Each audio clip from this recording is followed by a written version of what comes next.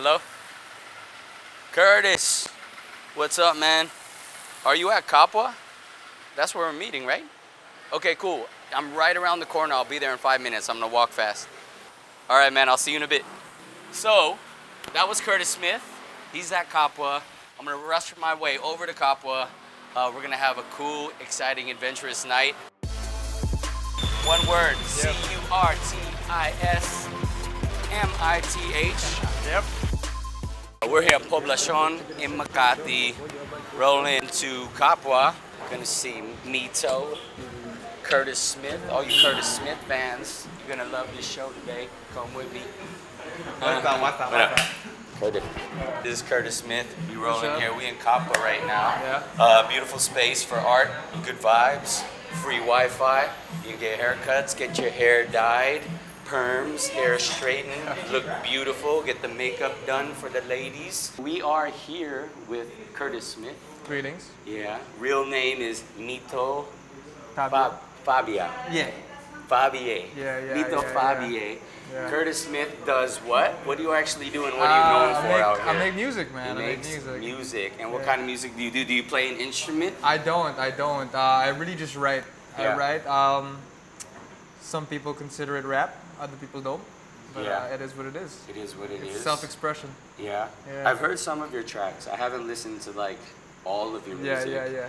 But from what I get from the songs that I have heard, there's a lot of like soul and jazz influence to that. Definitely, man. Yeah. And you're like keeping it sexy. Is there a reason why that's happening? Like, did your parents listen to that type of music growing up, or is that just the vibe that you get as an artist?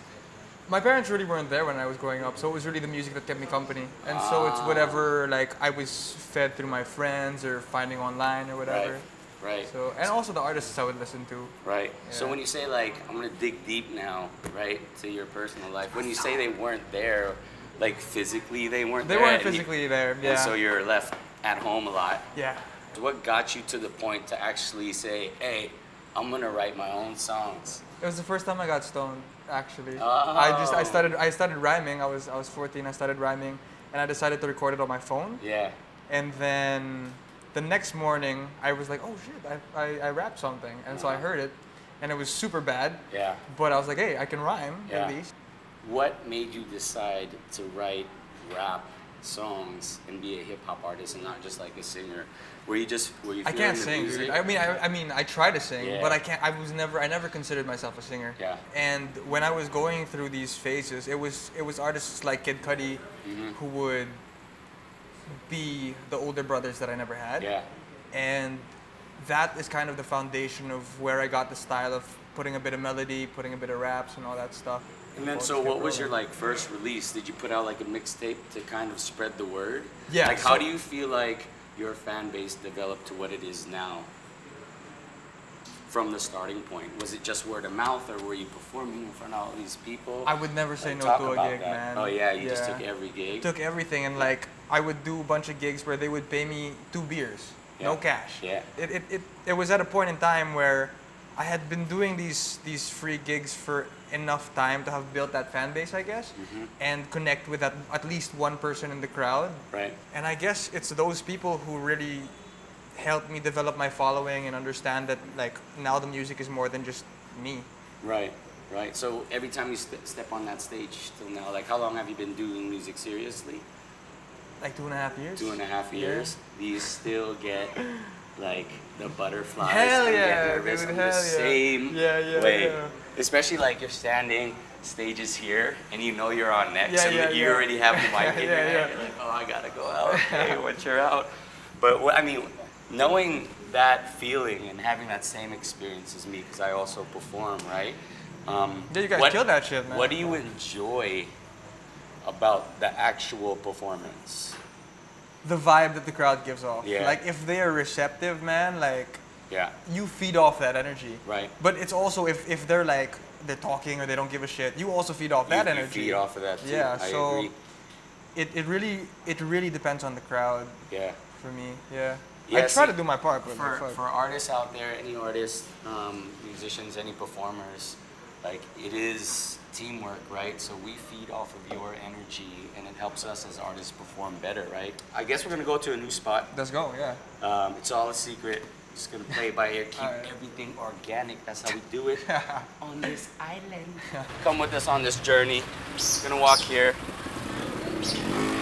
What track has done the best so far here in the Philippines? I think it's a track called Kilowatts, which was for my first mixtape. Oh, okay. Is there a music video out for that? No.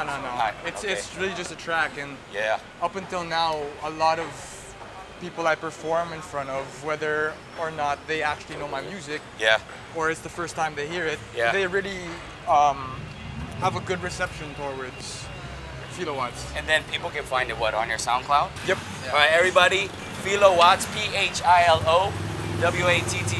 at Curtismith SoundCloud. Yeah. You know, with hip hop, yeah, everyone's so critical. Oh yeah. Everyone's so critical. Oh yeah. So what can you tell the viewers, like, for those that are trying to get into hip hop and the music? Yeah. Is there any words you have for them? I think, as with anything, sacrifices will have to be made with your time, with the people you hang out with your family, with your significant other. Yeah. You will have to like do the shit that sometimes you don't want to do.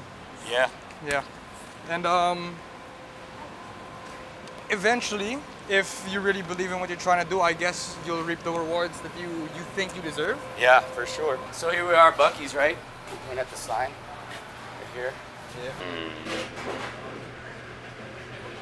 Ooh, I'm gonna get a body bowl. Sounds good. I'm gonna get the body bowl because I want to focus on my body. Boss, ako fried chicken, please. Fried chicken.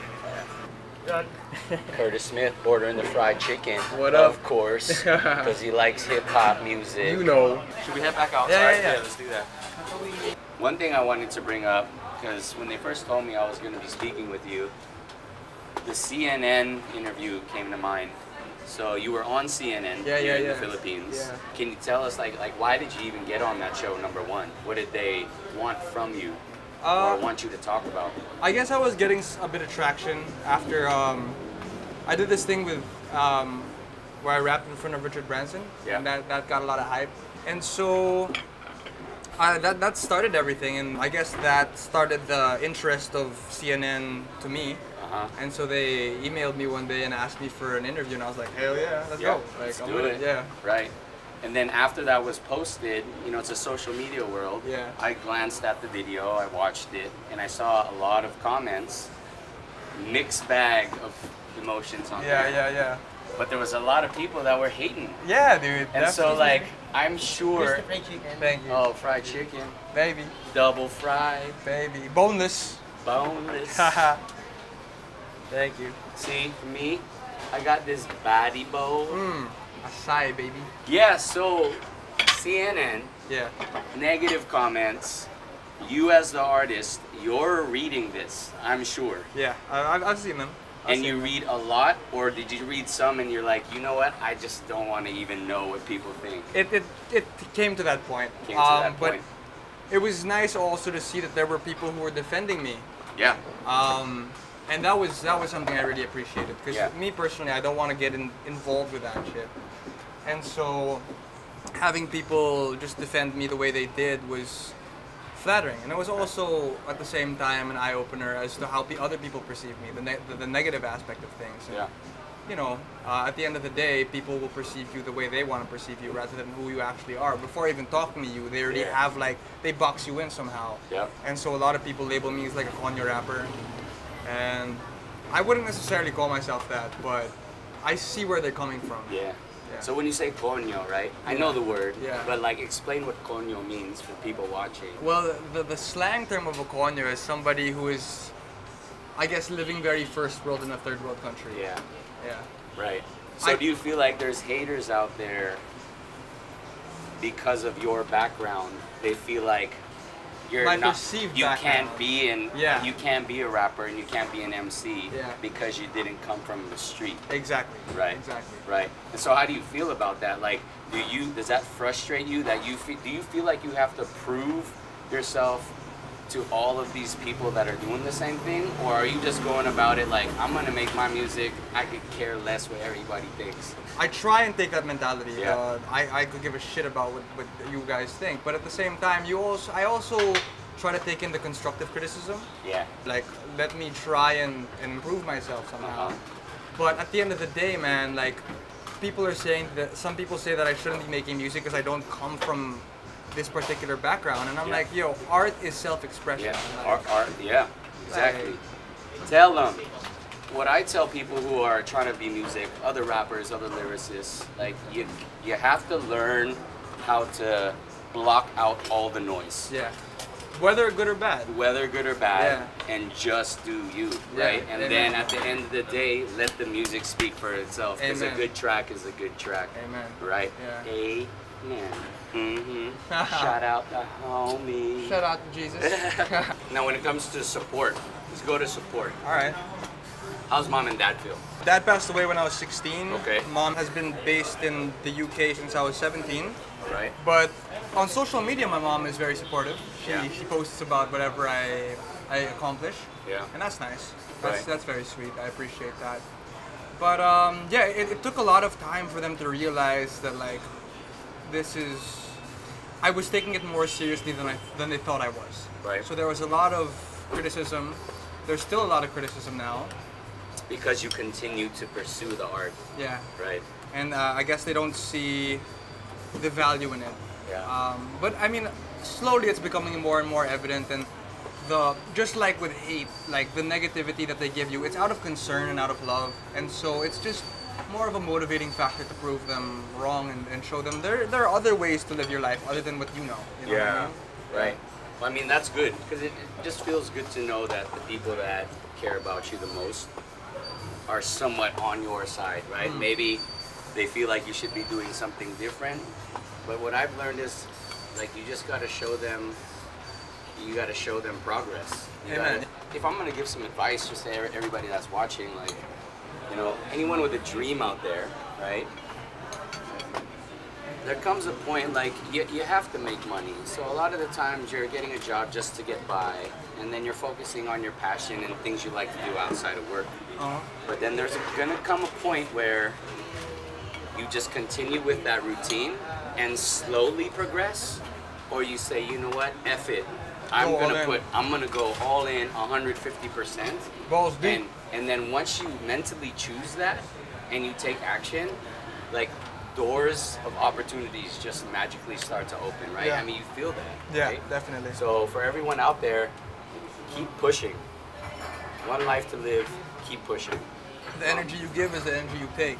Damn. We rolling still? Dude, sobrang matakaw si Curtis. He eats a lot, man. Look at this plate. This can't be any more romantic. We got food outside. It's me and Curtis in the rain. You know? Like a just trying to show you how a good date should be, right? Shower me with your love. Yeah, so we're here now at a karaoke bar. It's called Music Platinum. This way. Oh, Curtis is already inside. I'm vibing, man. I'm vibing. He's ready. I'm ready. This is how we get down when there's no ladies in the room, right? Let me turn this on. UHF.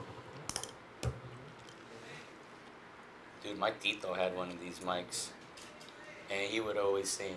Just once, can we find out